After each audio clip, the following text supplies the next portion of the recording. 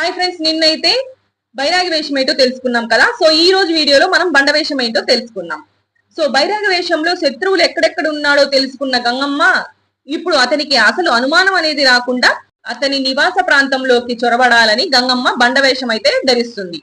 పాలగాడికి ఏమాత్రం అనుమానం రాకుండా ఒక సామాన్యుని పనివారి రూపంలో అతని అంతఃపురంలోకి వెళ్ళడానికైతే సిద్ధమవుతుంది. తరువాతది తోటి వేషం.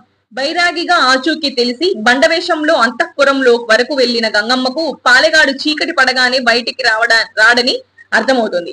అందుకే గంగమ్మ తోటి వేషం ధరిస్తుంది. ఒళ్ళంతా బొగ్గు పూసుకుని చీకటిలో తనను ఎవరూ గుర్తుపట్టకుండా మారు వేషంలో శత్రువుల కదలికలను కనిపెడుతుందన్నమాట.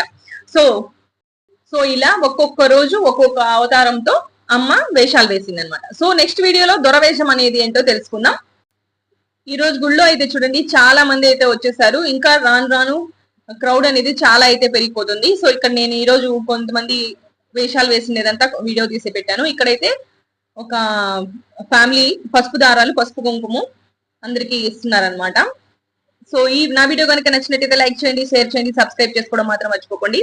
Thanks for watching. By, take care.